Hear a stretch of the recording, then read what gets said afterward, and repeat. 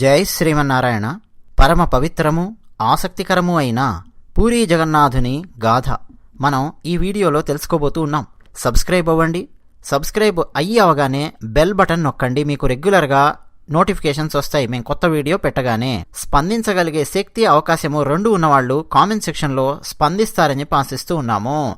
మీరు పెద్దగా కామెంట్ రాయలేకపోతే కనీసం జై జగన్నాథ అనో, జై శ్రీమన్నారాయణ అనో, హరహర మహాదేవ శంభో శంకర అనో, జై శ్రీరామో, జై శ్రీకృష్ణ మీ ఇష్టం కామెంట్ రాయడానికి ప్రయత్నం చేయండి. ఇక ఒక్కసారి పూరీ జగన్నాథుణ్ణి స్మరించి మరీ మనం కథ చెప్పుకోవడానికి ప్రయత్నం చేద్దాం. కదాచిత్ కాళిందీ తట విపిన సంగీత కవరో ముదా గోపీ నారీ వదన కమలాస్వాదన మధుపహ రమాశంభు బ్రహ్మామరపతి గణేశార్చిత పదో జగన్నాథ స్వామి నయన పదగామి భవతు మే. చార్ధామ్ అనగానే అండి ఇప్పుడు బద్రీనాథ్, కేదార్నాథ్, గంగోత్రి, యమునోత్రి అని చెప్పి చెప్తాం. కానీ ప్రాచీన కాలంలో చార్ధామ్ అంటే ఇవి కావు. అసలు చార్ధామ్ అనే పేరు ఆదిశంకరాచార్యుల వారి కాలంలో వారి వల్ల ప్రసిద్ధికెక్కింది అని చెప్పి మనం చెప్పొచ్చు. మరి ఆనాడు చార్ధామ్ అని పిలువబడినవేమిటి అంటే ఉత్తరాన బద్రీనాథ్, దక్షిణాన రామేశ్వరం, పశ్చిమాన ద్వారకా, తూర్పున ఇప్పుడు మనం ఈ వీడియోలో మాట్లాడుకోబోతున్న పూరీ జగన్నాథుడు. సామాన్యులు కట్టించిన కొన్ని దేవాలయాలు అంటే మన ఏ వీధి చివరనో కొత్తగా ఒక ఆలయాన్ని నిర్మించారనుకోండి, మహాత్ములు ఎప్పుడైతే అడుగు పెడతారో అప్పుడు అవి ప్రసిద్ధికి ఎక్కుతాయి. కానీ మన భారతదేశంలో కొన్ని దేవాలయాలు వాటి ప్రాశస్త్యం వల్ల, వాటి మాహాత్మ్యం వల్ల మహాత్ములు, యోగి పుంగవులు ఆ దేవాలయాలలోకి వెళ్ళి అక్కడుండే స్వామివారిని దర్శించి తరించడానికి వస్తారు. ఆది శంకరాచార్యుల వారు పూరిలో మఠాన్ని స్థాపించారు. ఆమ్నాయ పీఠం, ఆది శంకరాచార్యుల వారి ఆమ్నాయ పీఠం తూర్పున పూరిలో ఉన్నది. దాంతోపాటు రామానుజాచార్యుల వారు పూరీ జగన్నాథుణ్ణి దర్శించుకున్నారు, సేవించారు. నింబార్కాచార్యుల వారు పూరీ జగన్నాథుణ్ణి సేవించారు. గౌడీయ వైష్ణవ మతము అనగానే మనకు ఠక్కున గుర్తొచ్చేది పూరి. శ్రీపాద వల్లభాచార్యుల వారు, గురునానక్, కబీర్, తులసీదాస్ లాంటి వారు కూడా ఈ పూరీ జగన్నాథుణ్ణి దర్శించి తరించినట్టుగా అక్కడి చారిత్రక ఆధారాలు మనకు తెలియజేస్తూ ఉన్నాయి. పూరీ జగన్నాథుని దేవాలయం భారతదేశంలో ఒడిషా రాష్ట్రంలో బంగాళాఖాతం తీరాన ఉన్న పూరీ పట్టణంలో ఉంది అన్న విషయం మీ అందరికీ తెలిసే ఉంటుంది. ఇది వైష్ణవ క్షేత్రము, విష్ణు భక్తులకు ఎంతో ఇష్టమైన క్షేత్రము. అలాగే కృష్ణ భక్తులు అని కూడా అందాం. విష్ణువు ఎవరు, కృష్ణుడెవరు, ఇద్దరొకరే కదా. ఈ దేవాలయాన్ని సందర్శించిన యతీశ్వరులు, మహానుభావులు, మహాభక్తులు ఎందరెందరో ఉన్నారు. మరి ఏమిటి ఈ దేవాలయం యొక్క ప్రాశస్త్యము అనంటే, ఈ దేవాలయం యొక్క స్థల పురాణానికి గనక మనం వెళ్ళి చూస్తే ఈ ఆలయంలో ఉండే సాంప్రదాయ గాథలు అవన్నీ గనక మనం వింటే కృతయుగం నుంచి మనకు వినిపిస్తుంది. పూరీ జగన్నాథుడు ఈ క్షేత్రంలో సముద్ర తీరంలో ఒక మర్రి చెట్టు కింద ఇంద్రనీలమణి ఆ రూపంలో అవతరించాడని, ఆ మణిని చూడగానే ఎవరికైనా సరే తక్షణం మోక్షం వచ్చేస్తోందని, దాంతో యమధర్మరాజు ఆ నీలమణిని తీసుకెళ్లి భూమిలో దాచిపెట్టాడని ఇలా మనకు కొన్ని గాథలు వినిపిస్తాయి. స్కాంద పురాణంలో లక్ష్మీదేవి పూరీ జగన్నాథుని యొక్క వైభవం గురించి యమధర్మరాజుతో చెప్పినటువంటి ఆ సంభాషణ, ఆ గాథ మనకు వినిపిస్తుంది. మహాభారతంలో కూడా పూరీ జగన్నాథునికి సంబంధించిన ఒక గాథ మనకు కనిపిస్తుంది. అయితే ఇప్పుడు మనం విశ్వావసు, పద్మావతి, ఇంద్రద్యుమ్నుడు, రాణి గుండీచ, విద్యాపతి వీరందరి గురించి మాట్లాడుకుంటూ పూరీ జగన్నాథుని గాథలో మనం తరిద్దాం. వీడియో సంపూర్ణంగా చూడండి, భక్తి శ్రద్ధలతో చూడండి. ఇంద్రద్యుమ్న మహారాజు పరిపాలిస్తున్న కాలంలో ఇంద్రద్యుమ్న మహారాజు ఆయన ఎంతో ధర్మాత్ముడు, ఎన్నెన్నో దానధర్మాలు చేస్తూ ఉండేవాడు, పరమ విష్ణుభక్తుడు. ఇతరులకెవరికైనా సరే బాధ కలిగితే వెంటనే ప్రతిస్పందించే లక్షణం ఇంద్రద్యుమ్న మహారాజు సొంతం. విష్ణుభక్తుడు అంటే సర్వం విష్ణుమయం, ఈ జగత్తంతా విష్ణుమయం అని భావించి, ఈ జగత్తులో ఉన్న కష్టాలు కన్నీళ్లు కూడా నావే అని భావించి తనకు సాధ్యమైనంత సహాయ సహకారాలు అందివ్వగలిగే లక్షణాన్ని కలిగి ఉండాలి విష్ణుభక్తుడు అంటే. అలాంటి లక్షణాలన్నింటినీ పుణికిపుచ్చుకున్న మహనీయుడు ఇంద్రద్యుమ్న మహారాజు. ఆయన భార్య పేరు రాణి గుండీచాదేవి మహారాణి వారు. ఆయన క్రమక్రమంగా అలా భక్తిలో ఓలలాడుతూ నిరంతరం నారాయణ నామస్మరణ చేస్తూ ఆ శ్రీమన్నారాయణుణ్ణి తలుచుకుంటూ నిద్రపోతున్నప్పుడు గాని, తింటున్నప్పుడు గాని, ఇతరులతో మాట్లాడుతున్నప్పుడు గాని, అలా సాయంత్రం పూట వ్యాఖ్యాలికి వెళ్తున్నప్పుడు గాని శ్రీమన్నారాయణుణ్ణి తలుచుకుంటూ ఉండేవాడు. మనకు భాగవతంలో ప్రహ్లాదుని చరిత్రలో వినిపిస్తుంది. ప్రహ్లాదుడండి, అలాంటి భక్తుణ్ణి మనం చూడాలంటే చాలా కష్టం. అందుకే విష్ణు భక్తుల పేరు చెప్పినప్పుడు ముందు ప్రహ్లాదుడి పేరు చెప్తారు. ప్రహ్లాద నారద పరాశర పుండరీక వ్యాసాంబరీష అని చెప్పి చెప్పుకుంటూ వెళతారు. ప్రహ్లాదుడు చిన్న పిల్లవాడుగా ఉన్నప్పుడే సంపూర్ణంగా భక్తిలో ఓలలాడుతూ శ్రీమన్నారాయణుని యొక్క తత్వాన్ని అర్థం చేసుకుని ఇతరులకు అర్థం చేయించగలిగాడు. ప్రహ్లాద మహారాజ్ అని పిలుస్తారు ఉత్తర భారతదేశానికి వెళితే. అదిగో ఇంద్రద్యుమ్న మహారాజు కూడా ప్రహ్లాద మహారాజ్. ఆ ప్రహ్లాదునిలో ఉన్నటువంటి లక్షణం నిరంతర నారాయణ నామస్మరణము. సరే, ప్రహ్లాదుడి కంటే చిన్నప్పటి నుంచే అది అబ్బింది. తల్లి కడుపులో ఉన్నప్పటి నుంచే అబ్బింది. ఇంద్రద్యుమ్న మహారాజుకు క్రమక్రమంగా వయసు పెరుగుతూ ఉన్న కొద్దీ శ్రీమన్నారాయణుడి మీద భక్తి పరిపక్వమవుతూ వస్తోంది.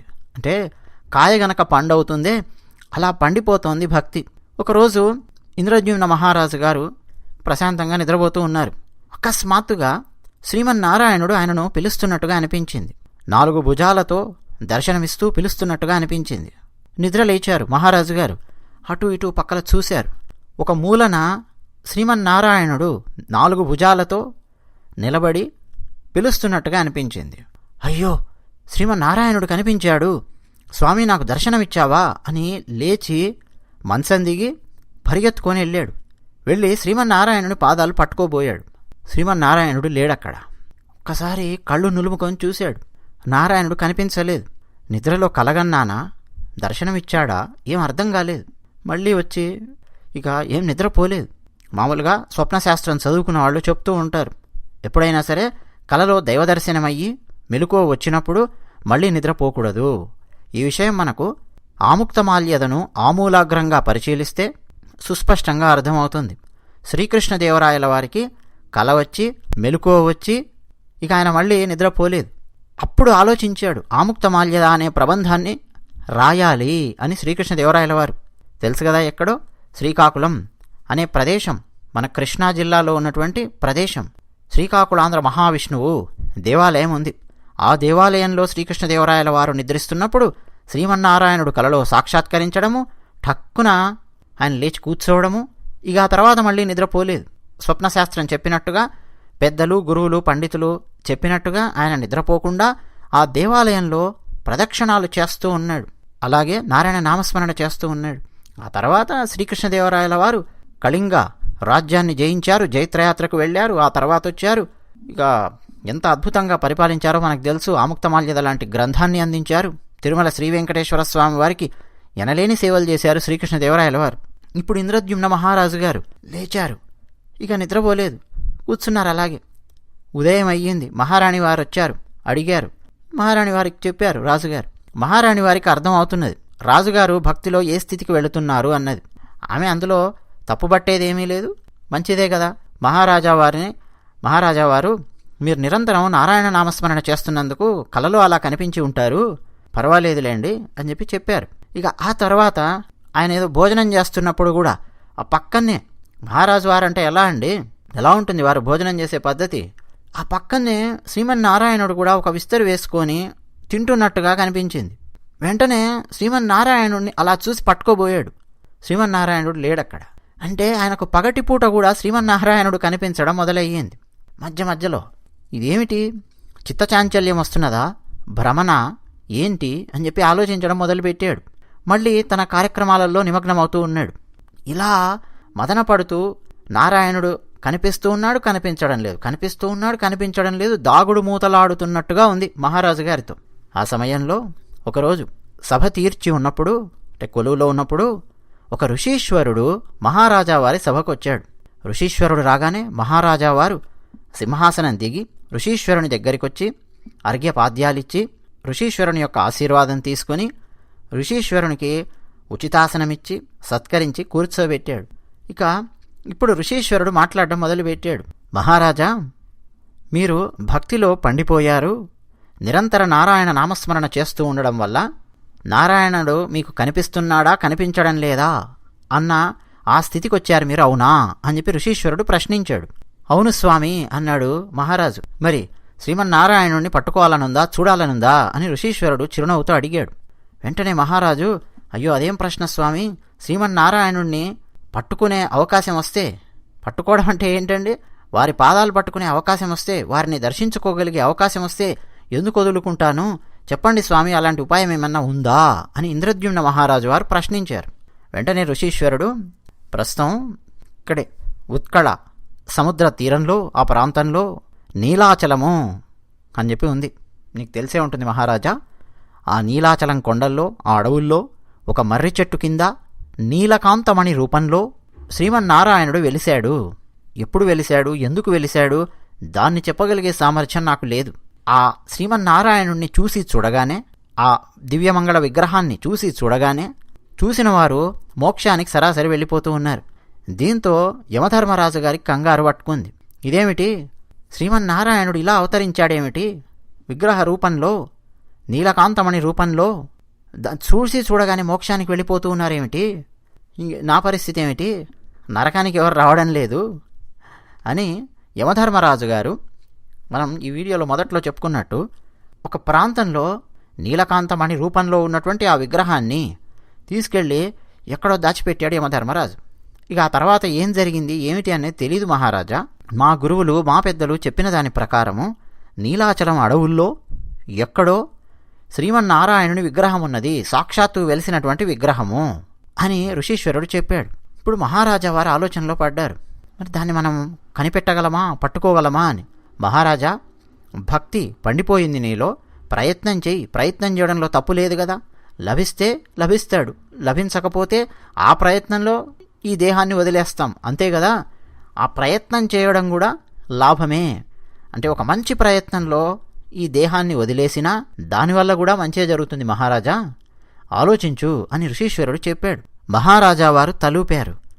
అయితే వెంటనే ఋషీశ్వరుడు అన్నాడు, మహారాజా, నువ్వు శ్రీమన్నారాయణ అంటున్నావు, మరొకరు కృష్ణ అనొచ్చు, మరొకరు రామ అనొచ్చు, మరొకరు మరో పేరుతో పిలుచుకోవచ్చు, కానీ అక్కడ వెలిసినటువంటి ఆ రూపాన్ని నీలమాధవుడు అని చెప్పి పిలుస్తారు అని మా పెద్దలు గురువులు చెప్పగా విన్నాను. ఆ నీలాచలం అడవుల్లో ఉత్కళ తీరంలో ఎక్కడో ఉన్నారు శ్రీమన్నారాయణుడు అని చెప్పాను కదా, ఆ విగ్రహము కనుక్కోవడానికి ప్రయత్నం చేయి, అయితే నీలమాధవుడు అని పిలుస్తారు, ఇది గుర్తుపెట్టుకో అని మహారాజా వారికి ఆ ఋషీశ్వరుడు చెప్పాడు.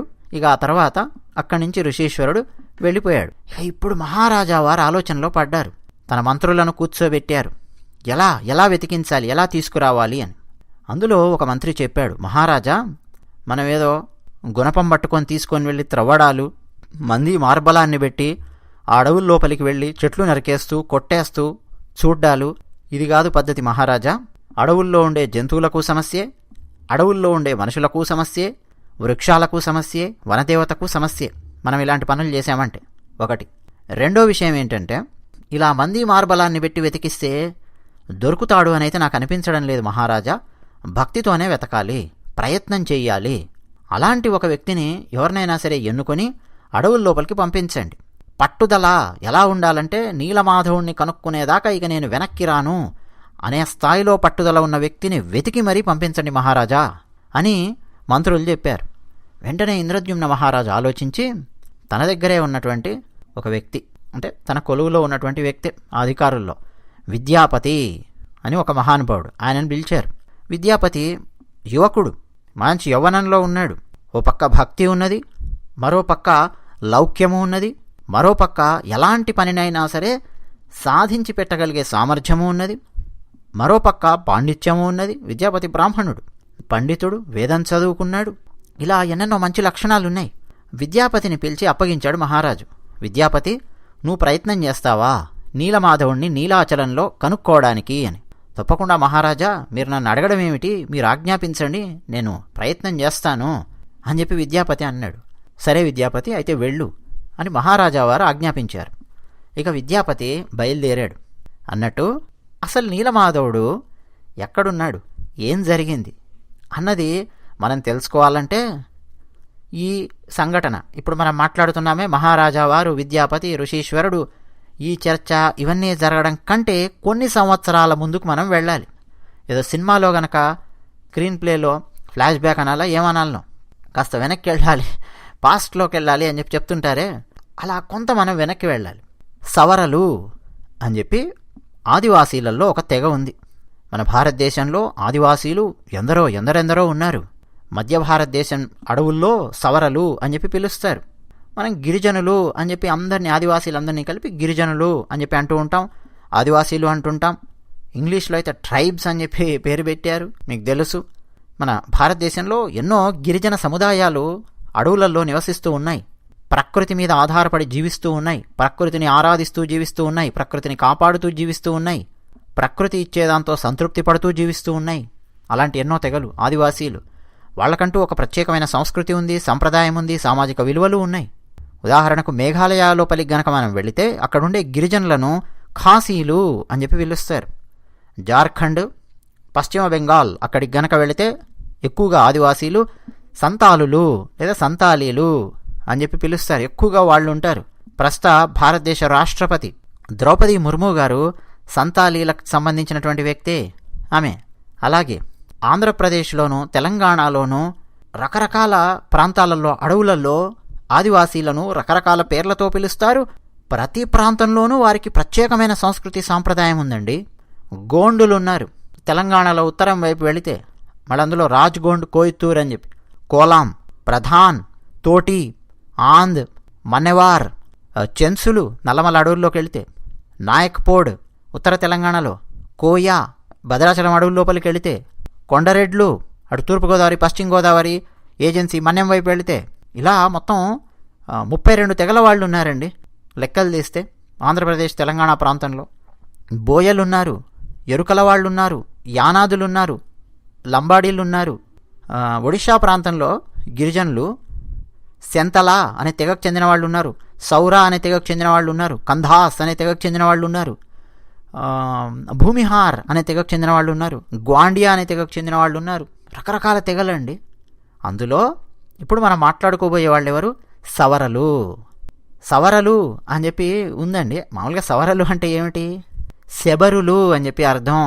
శబరా అనే పదం కాస్త సవరా అయ్యింది. మీరు ఒడిస్సా వాళ్ళు ఎప్పుడైనా సరే సా, శా, షా అక్షరాలను పలుకుతూ ఉన్నప్పుడు గమనించండి ఎలా పలుకుతారో. శకారము, సకారము శబ్దం ఎలా వస్తుందో గమనించండి. అలాగే తూర్పు భారతదేశానికి మనం వెళితే పశ్చిమ బెంగాల్ కానీ ఒడిషాలోని ఉత్తర ప్రాంతం కానీ వకారం బదులు బకారము లేదా బకారం బదులు వకారం ఉపయోగించడం మనం చూడొచ్చు. సంస్కృతంలో కూడా సూత్రం ఉంది, ఉభయోరవేద అని చెప్పి. సవరలు, శబరలు కాస్త సవరలు అయ్యింది. శబరి అని చెప్పి అంటున్నాం మనం. రామాయణంలో రాముల వారికి ఆతిథ్యం ఇచ్చినటువంటి మహనీయురాలు శబరి పదం గమనిస్తున్నారా? సవరలు. వాళ్ళు శ్రీమన్నారాయణుణ్ణి పూజిస్తూ వస్తున్నారు అనాదిగా. అయితే ఆ సవరలలో ఒక తెగ, ఆ సవరలలో ఒక గూడెం అనుకుందాం. వాళ్ళ నాయకుడు లేదా వాళ్ళ రాజుగారు లేదా వాళ్ళ గూడెం పెద్ద, మీరేం పిలిచినా కానీ, ఆయన పేరు విశ్వావసు, ఆయన భార్య పేరు పద్మావతి. వీళ్ళిద్దరూ మహాభక్తులు, నారాయణుని భక్తులు, అడవుల్లో ఉండే సవరలు. ఈ విశ్వావసు తన తెగ ఏమేం చేస్తుంది, ఏమేం సమస్యలున్నాయి వాళ్లకు అన్నీ కనుక్కొని వాటన్నింటినీ పరిష్కరించడము, వాళ్ళకి సరైన ఆహారం దొరుకుతుందా లేదా చూసుకోవడము, వాళ్ళు నివసించడానికి ఏమన్నా సమస్యలు వస్తున్నాయా అందులో చూసుకోవడము, అడవి జంతువుల నుంచి మృగాల నుంచి కాపాడుతూ ఉండడము, దానికి కావలసిన ఆయుధాలు తయారు చేసుకోవడము, అడవిలో తేనె అలాగే ఎన్నెన్నో ఉత్పత్తులు ఉంటాయి, పళ్ళు, వాటన్నింటినీ సేకరించి అందరికీ పంచడము, ప్రశాంతంగా జీవనాన్ని కొనసాగించడము, ఆటలు పాటలు ఆనందంగా జీవితాన్ని అలా గడుపుతూ ఉన్నారు. ఒకరోజు ఈ విశ్వావసు మంచి నిద్రలో ఉన్నప్పుడు అకస్మాత్తుగా ఎవరో పిలుస్తున్నట్టుగా అనిపించింది. ఎవరు పిలుస్తున్నారు ఏంటి ఆయనకు అర్థం కాలేదు. ఏదో మగత నిద్రలో ఉన్నట్టుగానే ఉన్నాడు. ఆ నిద్రలో ఎవరిదో పిలుపు, నాయనా విశ్వావసు, ఇక్కడి నుంచి నువ్వు ఉత్కళ తీరానికి వెళ్ళు, అటు తీరం వైపు వెళ్ళు, తీరానికి దగ్గరగా ఉండే అడవులలో నివాసాన్ని ఏర్పాటు చేసుకో, నేను నీకు దర్శనం ఇవ్వబోతూ ఉన్నాను అన్న ఒక గొంతు వినిపిస్తోంది. ఎవరిది అన్నది ఆయనకు అర్థం కావడం లేదు. ఆయన అకస్మాత్తుగా లేచి కూర్చున్నాడు. చూశాడు అటు ఇటు, ఎవరు కనిపించలేదు, ఏం తెలియదు. ఉదయం లేచిన తర్వాత భార్యకు చెప్పాడు, ఏదో కల వచ్చింటుంది లేండి అని చెప్పి ఆమె అన్నది. మళ్ళీ మరుసటి రోజు నిద్రలో మళ్ళీ అదే కళ. నాయనా విశ్వావసు, ఉత్కళ తీరం వైపు వెళ్ళు. ఆ దగ్గరలో ఉండే అడవి ఉంది కదా, అక్కడ నివాసాన్ని ఏర్పాటు చేసుకో. నేను నీకు దర్శనం ఇవ్వబోతూ ఉన్నాను. వెళ్ళు. మీకు ఆహారానికి ఏ కొరత ఉండదు, మీకు ఏ అపాయము ఉండదు. మిమ్మల్ని నేను కంటికి రెప్పలా కాపాడుకుంటాను, నేను చూసుకుంటాను. మీరు అటు వెళ్ళండి అని మళ్ళీ ఒక గొంతు వినిపిస్తోంది. మృదు మధురమైన ఒక గొంతు వినిపిస్తోంది. ఇలా 4-5 రోజుల పాటు ఇదే కల వస్తోంది. విశ్వావసు తీవ్రంగా ఆలోచించాడు. ఇదేదో సామాన్యంగా తీసిపడేయాల్సినటువంటి విషయం కాదు, కొంచెం తీవ్రంగానే ఆలోచించాలి అని గూడెంలో ఉన్న వాళ్లతో కూడా ఆలోచించాడు. కొద్దిమంది పెద్దలు వాళ్ళు కూడా చెప్పారు, నీకు ఇలాంటి కల వస్తోంది అంటే, అది కూడా పదే పదే వస్తోంది అంటే ఏముదో, ఏ మహత్యం ఉందో, ఏముందో, వెళ్ళడానికి ప్రయత్నం చేద్దాము అన్నారు. సరే అని వీళ్ళున్న అడవిలో, దట్టమైన అడవిలో ఒక ప్రాంతం నుంచి ఉత్కళ తీరము అంటే ప్రస్తుతం ఒడిషా, ఆ ప్రాంతానికి దగ్గరలో, అంటే పూరి ప్రాంతం అనుకోండి ప్రస్తుతం మనం మాట్లాడితే, ఆ దగ్గరలో ఉండే అడవులు, ఆ దగ్గరలో నీలాచలం కొండ, నీలాచలం కొండ, ఆ కొండ చుట్టూ కొండ మీద ఉన్నటువంటి పూర్తి అడవులు, ఆ అడవుల దగ్గరికి వీళ్ళు బయలుదేరి వచ్చారు. అక్కడొచ్చి నివాసాన్ని ఏర్పాటు చేసుకున్నారు. ఇక కొత్త ప్రదేశం కదా, ఈ విశ్వావసు చెప్పాడు వాళ్లకు, గూడెంలో ఉన్న వాళ్లకు, పిల్లలకు, పెద్దలకు, స్త్రీలకు, వృద్ధులకు అందరికీ మనం ఎక్కడెక్కడ వేటాడాలి, ఎక్కడ ఫలాలు మనం సేకరించాలి, అపాయాలు, అడవుల్లో నుంచి వచ్చే అపాయాల నుంచి మనల్ని మనం కాపాడుకోవడానికి ఏం చేయాలి, మొత్తం మనం ఒక ప్రణాళిక సిద్ధం చేసుకోవాలి. నేను చూసుకుంటాను. రాత్రిపూట నేను ఈ అడవి ప్రాంతంలో మొత్తం తిరుగుతాను. సాధ్యమైనంత వరకు తిరిగి ఏ ఏ చెట్లున్నాయి, ఎక్కడెక్కడున్నాయి, ఎలా వెళ్ళాలి, ఏం చేయాలి, ఎక్కడ అపాయాలు వస్తాయి, ఎక్కడ మనకు ఆహారం దొరుకుతుంది, ఏం జరుగుతుంది, శత్రువులు ఎవరన్నా వస్తారా, అడవి జంతువులు ఏమన్నా వస్తాయా, వస్తే ఎలా తప్పించుకోవాలి, మంచినీళ్ళు తాగడానికి ఎక్కడ అవకాశం ఉంది, అక్కడ మంచినీళ్ళు కనుక ఎండిపోయాయి అనుకోండి ఎండాకాలం, ఇంకెక్కడైనా మంచినీళ్ళు ఉన్నాయా, చెలిమేలు ఉన్నాయా, ఇవన్నీ నేను ప్రతిరోజు అడవిలో తిరుగుతూ పరిశీలిస్తూ ఉంటాను. అలాగే ఎవరెవరు ఏ ఏ ప్రాంతం వైపు వెళ్లాలో నేను చెప్తాను అని విశ్వావసు చెప్పాడు. సరే అని ఉన్న వాళ్ళందరూ, గూడెంలో ఉన్న వాళ్ళందరూ తలలూపారు. ఇక మళ్ళీ వాళ్ళు వాళ్ళ ఇళ్ళు నిర్మించుకోవడం, వెదురుతో చేసినటువంటి ఇళ్ళు, వాళ్ళకు కావాల్సిన వంట చెరకు తెచ్చుకోవడం, మళ్ళీ ప్రశాంతంగా జీవితాన్ని ఇక్కడ ప్రారంభించారు. ఇక శ్రీమన్నారాయణుణ్ణి ప్రార్థించడం అన్నది వాళ్ళ జీవితంలో ఒక భాగం. అది జరుగుతూనే ఉంది ప్రతిరోజు కూడా. ఒకరోజు రాత్రి విశ్వావసు అలా బయలుదేరి వెళ్ళాడు. సాయంత్రం నడుస్తూ ఉన్నాడు. అడవిలో చాలా దూరం వెళ్ళిపోయాడు. ఇక మళ్ళీ వెనక్కి వద్దాము అని చెప్పి చూసేసరికి క్రూర మృగాల శబ్దాలు అన్నీ వినిపిస్తూ ఉన్నాయి. వెనక్కి ఎలా రావాలి, ఇప్పుడు వెళ్ళడం అవసరమా, లేదు ఇక్కడే ఎక్కడైనా సరే నిద్రిస్తాను, ఉదయం కాస్త అంటే తెల్లవారగానే మళ్ళీ బయలుదేరి వెళతాను అని చెప్పి అనుకున్నాడు. ఇలా జరుగుతుంది అడవులలో. ఆదివాసీలు వాళ్ళ భార్యలకు అందరికీ కూడా తెలుసు. ఈయన భార్య పద్మావతి, ఆమె కూడా ప్రశాంతంగానే ఉంటుంది. ఇలాంటివి ఏమైనా జరిగినా అని కంగారు పడిపోవడము అలాంటిది ఏం లేదు.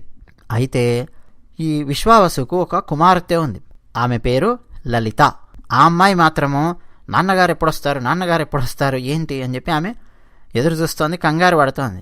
తల్లేమో ఏం కంగారు పడక అమ్మాయి, నాన్నగారు ఎక్కడున్నా కానీ క్షేమంగానే ఉంటారు, తనను తాను రక్షించుకోగలరు, తెలుసు కదా, ఎందుకంత కంగారు పడతావు, ప్రశాంతంగా ఉండు అని చెప్పి కూతురికి చెప్తోంది. ఇక ఈయన విశ్వావసు ఒక పెద్ద బండరాయి ఉంది. దాని పైకి ఎక్కి, అంటే అది కొండ అని చెప్పలేము, బండరాయి అని చెప్పలేము, అలాంటి బండలు ఉంటాయి చూడండి, ఓ 10 అడుగులు 12 అడుగులు అలాంటి పెద్ద బండరాయి ఎక్కి దాని మీద నిద్రించాడు. ఎందుకంటే ఏమైనా జంతువులు వచ్చినా ఆ బండరాయి పైకి ఎక్కే లోపు మెలకువ వస్తుంది, వాటిని కొట్టేయచ్చు, తాను రక్షించుకోవచ్చు. ఆ పక్కనే ఊడలు, చెట్లు అవన్నీ ఉన్నాయి. అంటే తన రక్షణ తాను చూసుకుంటూ నిద్రపోయాడు. అర్ధరాత్రి కాగానే వేద మంత్రాలు వినిపిస్తూ ఉన్నాయి. మెల్లిగా మేల్కొన్నాడు. అటు ఇటు చూశాడు. ఎవరన్నా బ్రాహ్మణులు వచ్చారా ఇటు ఈ అడవిలో, ఎవరన్నా ఋషీశ్వరులు ఎవరన్నా వచ్చారా, ఏం జరుగుతోంది, వేద మంత్రాలు ఎందుకు వినిపిస్తున్నాయి అని చెప్పి వింటూ ఉన్నాడు. అద్భుతమైన మంత్రాలు వినిపిస్తూ ఉన్నాయి. అది ఏం వేదము, ఏం మంత్రము అవన్నీ ఆయనకేం తెలియదు. కానీ వేద మంత్రములు అన్నది మాత్రము ఆయనకు తెలుసు. ఎందుకంటే అంతకుముందు ఆయన వెళ్ళినటువంటి దేవాలయాలలో, లేదు అడవులలో మునీశ్వరులు, ఋషీశ్వరులు ఆశ్రమాలలో అలాంటి మంత్రాలు వినిపించడము అప్పుడప్పుడు ఈయన విని ఉన్నాడు. ఏంటబ్బా ఇది అని చెప్పి ఆ బండరాయి దిగి చుట్టుపక్కల మొత్తం వెతికాడు. ఏం కనిపించడం లేదు. అటు ఇటు చూస్తే దాదాపు ఈయన ఏ బండరాయి మీదైతే పడుకున్నాడో అలాంటి బండరాళ్ళు, కొండల్లాగా చాలా బండరాళ్ళు ఉన్నాయి. ఏంటబ్బా ఇంత పెద్ద పెద్ద బండరాళ్ళు ఉన్నాయి, ఇక్కడి నుంచి శబ్దం వస్తోంది ఏమిటి అని చెవులను బండరాళ్ల కానించి వినడం మొదలుపెట్టాడు. మెల్లిగా ఆయనకు అర్థమయ్యింది, ఆ బండరాళ్ల లోపల నుంచి వస్తోంది ఏమిటి అని చెప్పి అనుకొని ఎక్కడైనా సరే లోపలికి వెళ్ళడానికి అవకాశం ఉందా అని చెప్పి ఎతికాడు. అయితే ఆయనకు దారి అంత సులభంగా కనిపించలేదు. క్రమక్రమంగా ఆయనకేమర్థమైందంటే, ఆ చుట్టుపక్కల మొత్తం వెతుకుతుంటే అవి కేవలం ఒట్టి బండరాళ్ళు కాదు, గుహలున్నాయి లోపల, చాలా లోపలికి గుహలున్నాయి. ఆ గుహలలో ఎవరో ఉన్నారు, మంత్రాలు పఠిస్తున్నారు, ఏదో అర్చననో పూజనో ఏదో జరుగుతోంది లోపల అని ఈయనకు అర్థమవుతోంది. ఇక బండరాళ్ళను అటు ఇటు తొలగిస్తూ చూస్తున్నాడు. ఒక బండరాయిని ఈయన తొలగించగలిగాడు. ఈయన బలంతో తొలగించి పక్కకు పెట్టి లోపలికి వెళ్ళిపోయాడు. గుహలండి, ఇక ఎడమ కుడి ఎలా పడితే అలా వెళ్ళాలి. మీరెప్పుడైనా సరే ఏవైనా గుహలకు వెళ్ళారా అండి?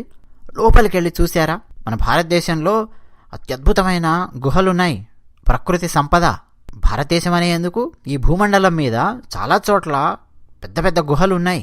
అయితే ఇక ఈయన ఏ దారిని గుండా వెళుతున్నాడో చూసుకుంటూ మరీ వెళుతూ ఉన్నాడు. వాళ్లకు అంటే అడవుల్లో ఉండే వాళ్లకు ఖచ్చితంగా ఇది ఒక నియమంలాగా ఉంటుంది. చిన్నప్పటి నుంచి నేర్పిస్తారు, నువ్వు ఎటు వెళ్తున్నావు, ఏం చేస్తున్నావు చూసుకొని వెళ్ళాలి, గుర్తులు చూసుకోవాలి, దారి చూసుకోవాలనేది నేర్పిస్తారు. లేకపోతే మనలాంటి వాళ్ళమా అడవుల లోపలికి వెళ్ళామా చాలా సులభంగా దారి తప్పుతాం. మళ్ళీ దారి కనుక్కోవాలంటే చాలా కష్టం. ఆ గుహలలో కూడా ఎన్నిసార్లు ఎడం వైపు తిరిగాను, ఎన్నిసార్లు కుడివైపు తిరిగాను, ఎటువైపు వెళుతున్నాను అని శబ్దం ఎటువైపు నుంచి వస్తోందో శబ్దానికి దగ్గరగా వెళ్ళడానికి ప్రయత్నం చేస్తూ ఉన్నాడు. అలా అలా అలా అలా వెళ్ళిపోతూ ఉంటే గుహలో చిమ్మ చీకటి, ఏమి కనిపించని పరిస్థితి.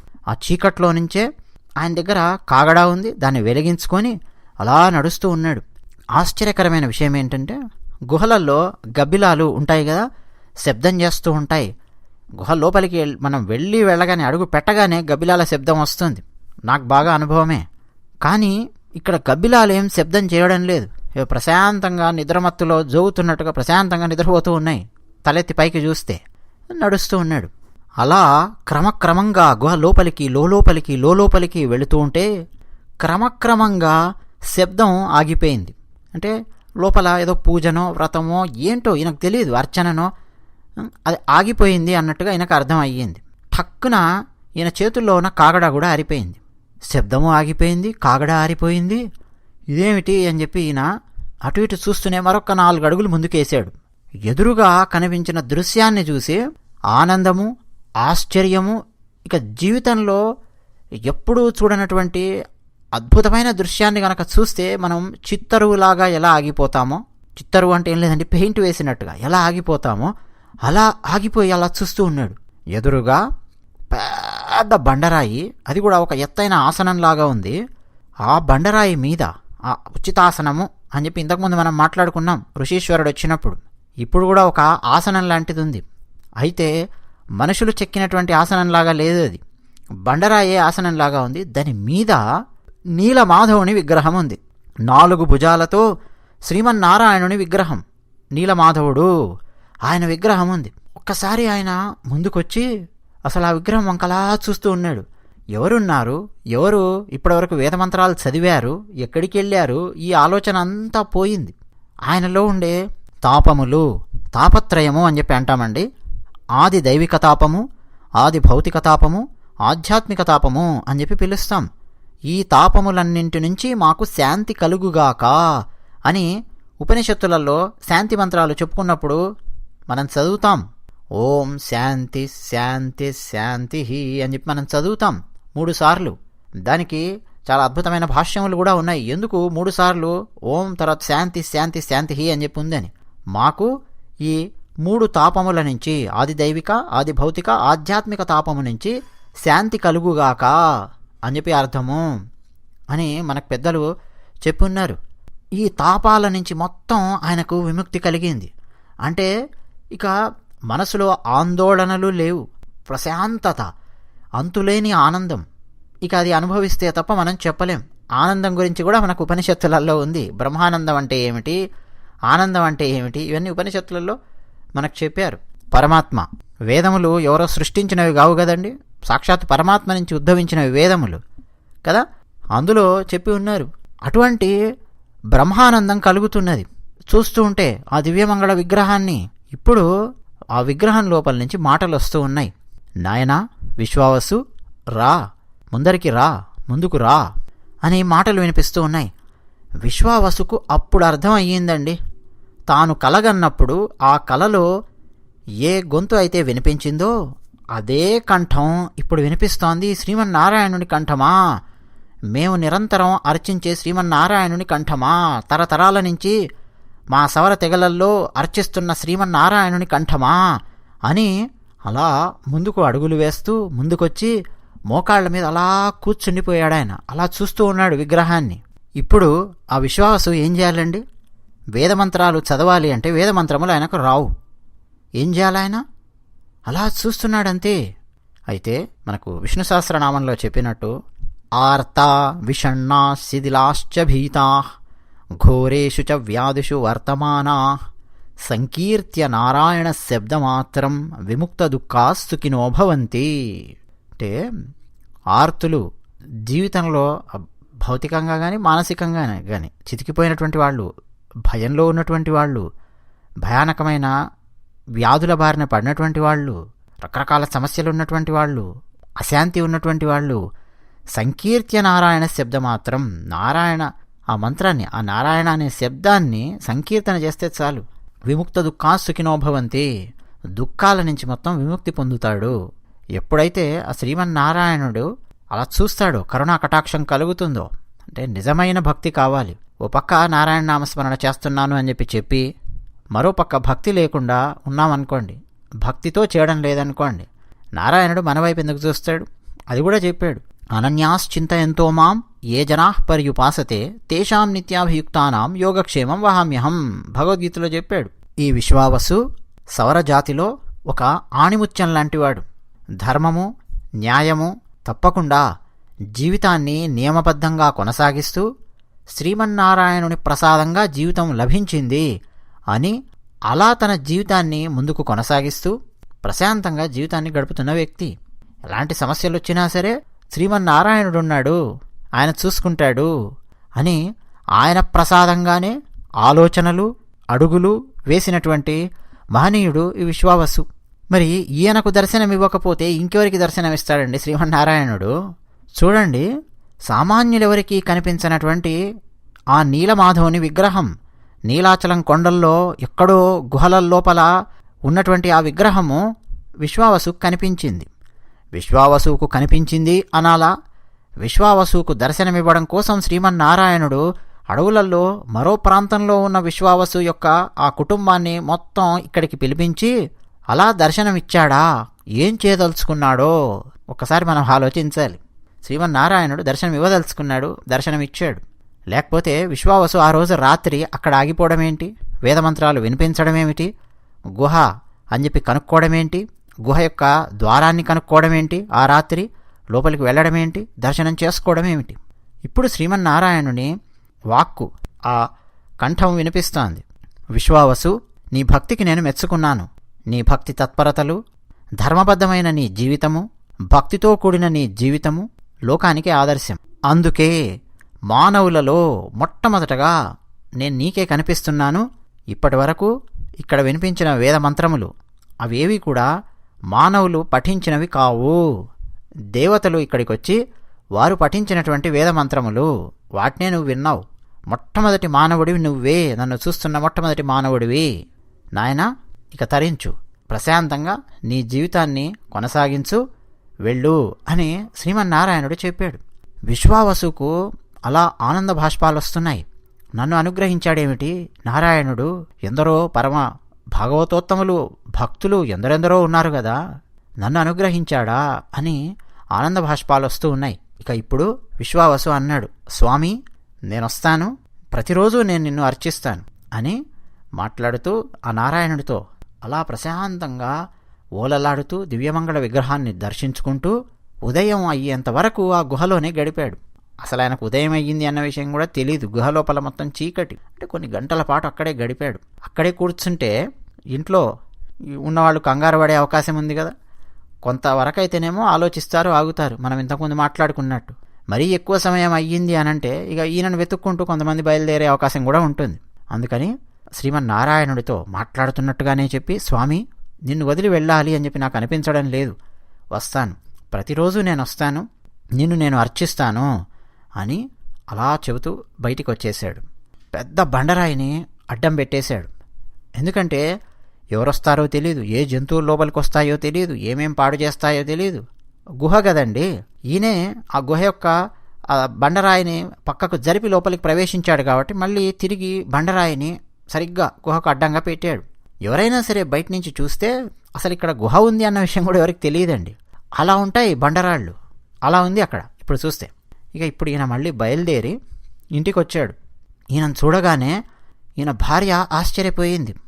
ఎందుకంటే రాత్రంతా ఎక్కడెక్కడో తిరిగి వచ్చిన వ్యక్తి, లేదు పోనీ ఎక్కడైనా నిద్రపోయినా కానీ చాలా దూరంలో ఉంటేనే కదా నిద్రపోయేది.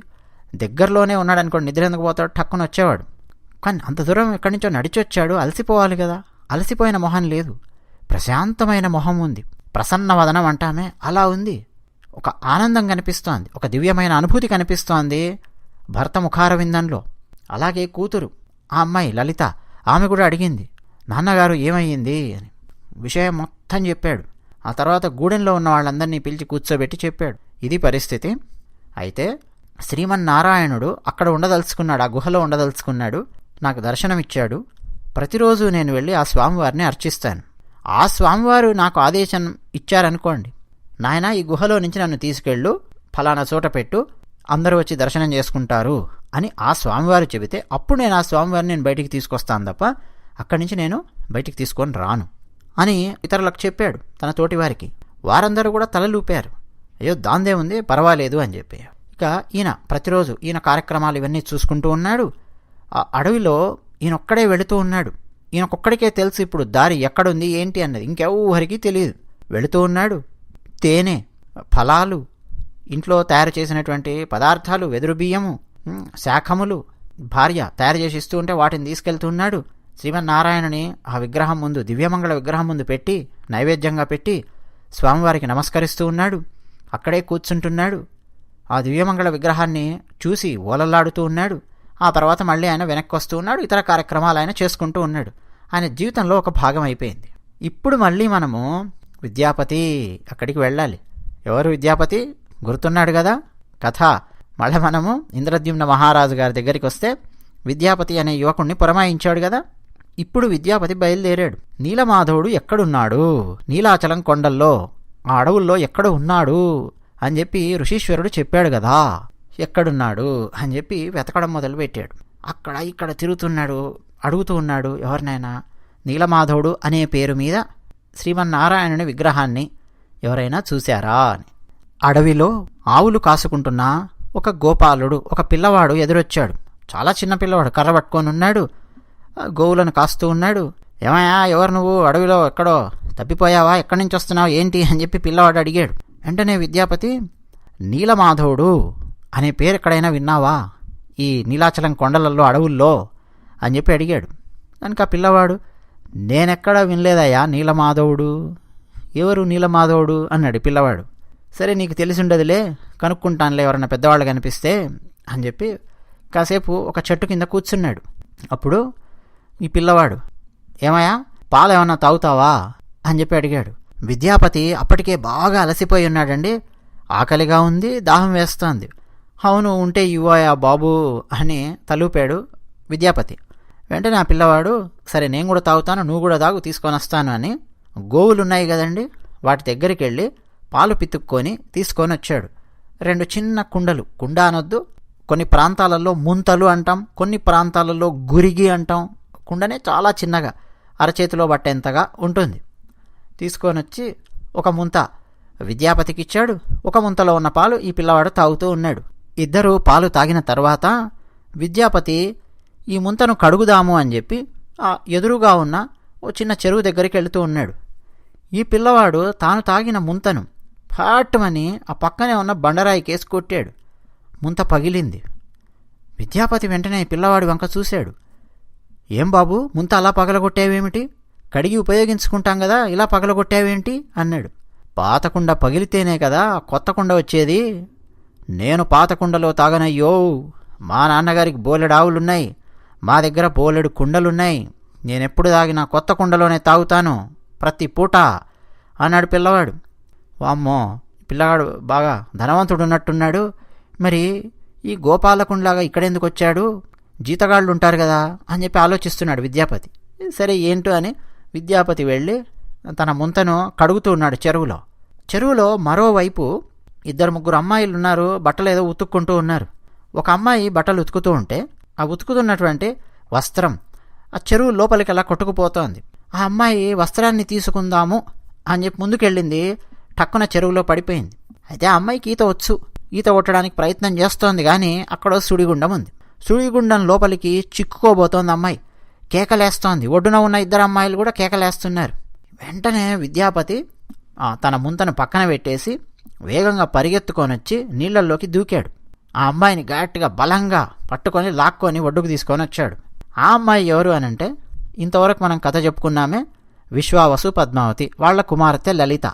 ఆ అమ్మాయి ఈయనను చూడగానే ప్రేమలో పడిపోయింది.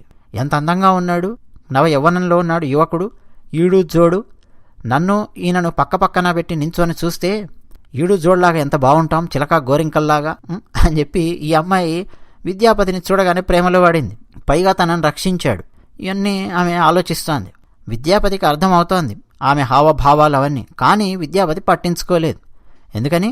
విద్యాపతి ఒక లక్ష్యంతో ఉన్నాడు. నీలమాధవుడు ఎక్కడున్నాడో కనుక్కోవాలి, రాజుగారికి చెప్పాలి, అదే ఈయన లక్ష్యం. ఇవన్నీ పట్టించుకునే పరిస్థితుల్లో విద్యాపతి లేడు. అయితే ఆమె అడిగింది, ఎవరయ్యా మీరు, ఎక్కడి నుంచి వచ్చారు, ఏమిటి అని. వెంటనే చెప్పాడు ఈయన, ఏం లేదండి, నీలమాధవుడు అని ఇక్కడే అడవులలో ఎక్కడో ఉన్నాడు అని ఒక ఋషీశ్వరుడు చెప్పాడు. వెతుకుతూ తిరుగుతూ ఉన్నాను. అసలు ఉన్నాడా లేదా నీలమాధవుడు, ఉంటే ఎక్కడున్నాడు, ఏమన్నా తెలుసా మీకు అని చెప్పి అడిగాడు. వెంటనే అమ్మాయి లలిత తలూపింది. అయ్యో తెలుసండి, మా నాన్నగారికి దర్శనం కూడా అయ్యింది. నీలమాధవుడు ఇదే అడవుల్లో ఉన్నాడు, నీలాచలం కొండల్లో ఇక్కడే ఉన్నాడు, మా నాన్నగారికి తెలుసు అంది ఆమె.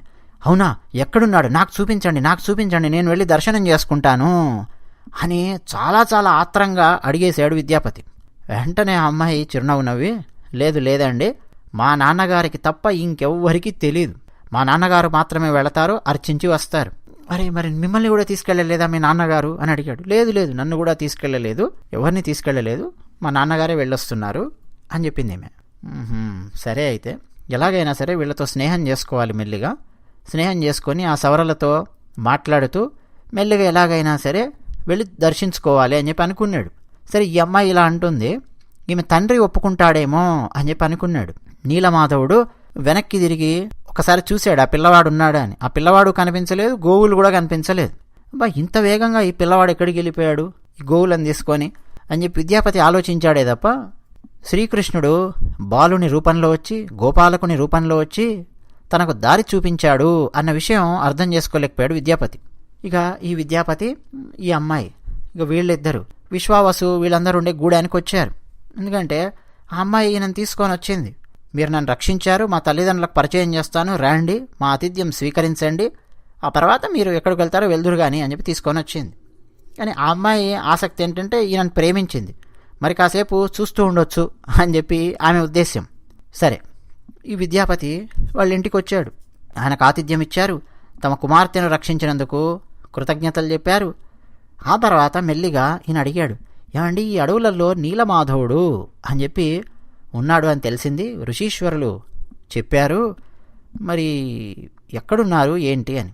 వెంటనే ఈయన విశ్వావసు, ఉన్నాడండి, నేనే వెళ్ళి అర్చించి వస్తూ ఉన్నాను, శ్రీమన్నారాయణుడు నాకు దర్శనమిచ్చాడు, నీలమాధవుడు చతుర్భుజాలతో విగ్రహ రూపంలో దర్శనమిచ్చాడు, నేను వెళ్ళి వస్తూ ఉన్నాను, ఇతరులను ఎవరిని నేను తీసుకొని వెళ్ళలేదు అని చెప్పి ఆయన విద్యాపతిని తీసుకొని వెళ్ళడానికి ఆసక్తి అయితే చూపించలేదు. ఎవరు? విశ్వావసు. ఈ విషయం విద్యాపతికి అర్థమయ్యింది. సరే, విద్యాపతి ఇక బలవంత పెట్టలేదు. సరే అని చెప్పి అక్కడే సవరల దగ్గర ఉన్నాడు. ఉండి ఇక ఈ అమ్మాయి విద్యాపతిని ప్రేమించింది కదా, విద్యాపతి కూడా నేను కూడా నిన్ను ప్రేమిస్తున్నాను అని చెప్పాడు. ఇద్దరు అలా అడవులలో తిరుగుతూ సంతోషంగా కాలం గడుపుతూ ముచ్చట్లు చెప్పుకుంటూ ఉన్నారు. విద్యాపతి ఆసక్తి ఏంటంటే ఈ అమ్మాయిని వివాహం చేసుకొని తద్వారా ఏమన్నా నీలమాధవుడిని చూడడానికి ప్రయత్నం చేయగలనా అని చెప్పి ఆలోచన విద్యాపతికి. తర్వాత ఇద్దరు ఒకరినొకరు ప్రేమించుకున్నారు అన్న విషయము ఈ సవరల రాజు ఆయనకు విశ్వావసుకు తెలిసింది. ఇప్పుడు ఏమమ్మా నీకు పెళ్లి చేస్తాను కానీ ఇతను ఇక్కడ ఉంటాడు అని చెప్పి నువ్వు అనుకుంటున్నావా? ఇతనేమో బ్రాహ్మణుడు, నగరం నుంచి వచ్చాడు, మనమేమో సవరలం, మనం అరణ్యాలలో ఉంటాం. వివాహం చేసుకుంటే ఇక్కడే ఉంటాడని చెప్పి నువ్వు అనుకుంటున్నావా? లేదు లేదు వద్దమ్మా అని చెప్పి తండ్రి చెప్పాడు, వారించాడు. కానీ ఆమె వినలేదు. విద్యాపతి లేదు లేదు లేదు, నేను మోసం చేసేవాడిని కాదు, ఫలానా ఇంద్రద్యుమ్న మహారాజు గారి దగ్గర ఉంటాను నేను, నన్ను నమ్మండి అని మొత్తానికైతే వాళ్ళకి నమ్మకాన్ని కలిగించాడు. ఇతని వినయము, ఇతని భక్తి ప్రపత్తులు, ఇతను మాట్లాడే విధానము అవన్నీ అయితే నచ్చాయి. ఆ తల్లిదండ్రులకు ఆ పక్కనున్న పెద్దవాళ్ళకు కూడా నచ్చాయి. పిల్లవాడు మంచివాళ్ళ ఉన్నాడండి, ఏం కాదు చేసేయండి అని చెప్పి అన్నారు. మొత్తానికి ఈ విద్యాపతి ఆ లలిత వాళ్ళిద్దరికి వివాహం జరిగింది. ఇప్పుడు అల్లుడయ్యాడు కదా, ఇక మొదలెట్టాడు. ఏం మొదలుపెట్టాడు? ఎలాగైనా మీ నాన్నకు చెప్పు, నాకు నీలమాధవుని దర్శనం కావాలి. ఇక్కడ నీలమాధవుడు ఉన్నాడు అని తెలిసినప్పటి నుంచి నా మనసులో లేదు. ఒక్కసారి నేను దర్శించుకుంటాను, ఒక్కసారి నేను దర్శించుకుంటాను అని ఇక భార్య దగ్గర కూర్చొని ఒకటే అడగడం మొదలుపెట్టాడు. లేదండి, అది కాదండి చెప్తోంది భార్య. మళ్ళీ ఒక 2-3 రోజులైన తర్వాత మళ్ళీ అడుగుతూ ఉన్నాడు. ముభావంగా ఉంటున్నాడు. మామూలుగా పెళ్ళైన తర్వాత ఏం చేస్తారండి ఈ రోజుల్లో? హనీమూన్ అని చెప్పి అంటారు కదా, ఎక్కడో వెళ్తుంటారు కదా, ఊటీలో కోటీలో ఎక్కడెక్కడికి వెళ్తున్నారో ఇప్పుడు, కానీ వెళ్తుంటారు కదా. అలా సరదాగా పాటలు పాడుకుంటూ, సరదాగా ఆనందిస్తూ, భవిష్యత్తు గురించి కలలు కంటూ, ఏదో సరదాగా మాట్లాడుకుంటూ ఉండాలని చెప్పి మా అమ్మాయి అనుకుంటోంది. అది చాలా సహజం. ఇతనేమో ముభావంగా ఉంటున్నాడు. ఏదో ఏడుపు మొహం పెట్టుకొని కూర్చున్నావు ఏంట్రా అని చెప్పి అంటారు చూడండి ఇంట్లో, అలా కూర్చున్నాడు. కానీ ఇతను ఏడుపు మొహం పెట్టుకొని కూర్చుంటున్నది దేనికోసము? ఏదో వస్తువు కోసం కాదు, వరకట్నం కోసం కాదు. నాకు బైక్ ఇవ్వలేదు మీ డాడీ, నాకు ఫెరారీ కారు కావాలి, రోలెక్స్ వాచ్ కావాలి, లేకపోతే ఐఫోన్ కావాలి లేటెస్ట్ మోడల్, ఇవి కాదు కదా ఈయన బాధ. నీలమాధవుడిని దర్శించాలి, మహారాజు గారు ఈయనను పురమాయించారు కదా, దానికోసం వచ్చాడు. అది ఈయన బాధ. ఇక భార్య దగ్గర పదే చెప్తూ ఉన్నాడు. ఇక ఈమె తండ్రి దగ్గరికి వెళ్ళి చెప్పింది, నాన్న పెళ్ళి అయితే చేశావు, మీ అల్లుడు గారు మంచివాడే, అంతా బాగానే ఉంది, కానీ ఏంటో ఆయన ఎప్పుడు చూసినా నీలమాధవుడు చూస్తాను, ఒక్కసారి చూస్తాను అని చెప్పి అడుగుతూ ఉన్నాడు. నా మాట వినండి నాన్న, నా మీద ఏమన్నా మీకు ప్రేమ ఉంటే ఒక్కసారి మా ఆయనను తీసుకెళ్ళి నీలమాధవుడిని దర్శనం చేయించండి, చూపించండి ఆ నీలమాధవుడిని మా ఆయనకు అని చెప్పి అడిగింది. ఇక ఈయన ఆలోచనలో పడ్డాడు. రే ఇదెక్కడి కర్మ, మా కూతురు అడిగితేనేమో కాదు అని ఏదో చెప్పొచ్చు, భార్య అడిగితే కాదని చెప్పొచ్చు, ఇప్పుడు అల్లుడాయే. ఇప్పుడు ఈ అల్లుడి మాట కనుక వినకపోతే నా కుమార్తె సంతోషంగా ఉండదు, పెళ్లి చేసుకొని కూడా బాధపడుతూ ఉంటుంది. అల్లుడు సవ్యంగా కాపురం చేస్తాడో లేదో తెలియదు, కోపం వచ్చి వెళ్ళిపోతాడో, ఎందుకు ఈ బాధ? సరే ఒకసారి తీసుకెళ్ళి చూపిద్దాం కానీ, శ్రీమన్నారాయణుడు ఏమంటాడో తెలీదు, ఆయనకి ఇష్టం ఉంటే ఆయన దర్శనమిస్తాడు, లేదంటే శ్రీమన్నారాయణుడు నన్నేమన్నా శిక్షించాడనుకో, ఆ శిక్ష కూడా ఏదో పడతాను, ఏముంది? ఇలా ఆలోచించుకున్నాడు. అంటే ఈయన ఆలోచన ఏంటంటే శ్రీమన్నారాయణుని అనుమతి లేదు కదా ఇప్పటి వరకు, నువ్వు ఎవరినైనా సరే లోపలికి తీసుకురావచ్చు అని. అందువల్ల ఈయన ఇప్పటి వరకు ఎవరిని కూడా లోపలికి తీసుకొని వెళ్ళలేదు. కానీ ఇప్పుడు చూడండి పరిస్థితి, కుటుంబాలంటే ఇలాగే ఉంటాయండి. కాన్ఫ్లిక్ట్స్ అంటాం, కాన్ఫ్లిక్ట్ మేనేజ్మెంట్.